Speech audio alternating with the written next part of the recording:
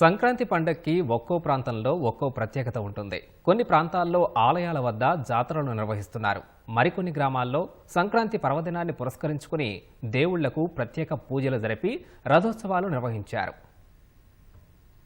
హైదరాబాద్ భోలక్పూర్ డివిజన్లోని బకారం మల్లన్న స్వామి ఉత్సవాలు ఘనంగా కొనసాగుతున్నాయి. ఈ నెల 13 నుంచి కొనసాగుతున్న మహోత్సవాలు నేటితో ముగియనున్నాయి. వేడుకల్లో భాగంగా మంగళవారం రోజు స్వామివారికి పంచామృత అభిషేకాలు, పాలుపట్టుట, ఎదుర్కోలు, గంగతెప్ప ఊరేగింపు, గొలుసులు తెంపుట వంటి కార్యక్రమాలు నిర్వహించారు.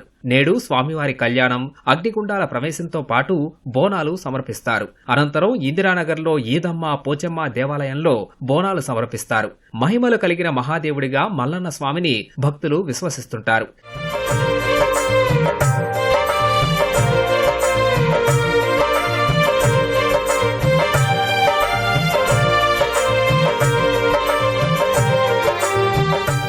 యాదగిరిగుట్ట లక్ష్మీ నరసింహస్వామి ఆలయంలో అధ్యయనోత్సవాలు ఘనంగా జరుగుతున్నాయి.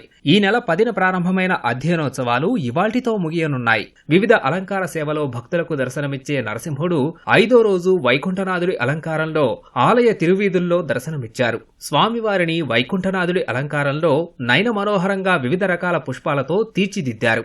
నల్గొండ జిల్లా ఇద్దంపల్లిలో సంక్రాంతి పండుగను పురస్కరించుకుని ఇద్దమ్మ తల్లికి విశేష పూజలు నిర్వహించారు. అనంతరం రైతులు బోనాల బండ్లతో గుడి చుట్టూ తిరిగి మొక్కులు చెల్లించుకున్నారు.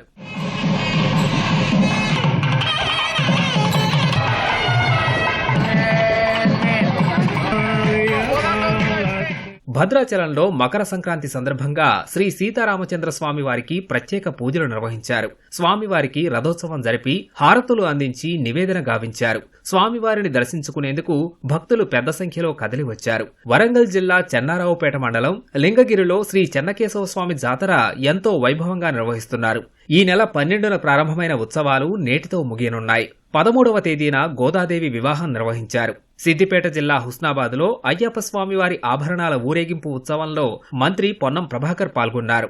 స్వామివారి విగ్రహాన్ని తలపై పెట్టుకుని నృత్యం చేస్తూ ఊరేగింపు ఉత్సవంలో నడుచుకుంటూ వెళ్లారు.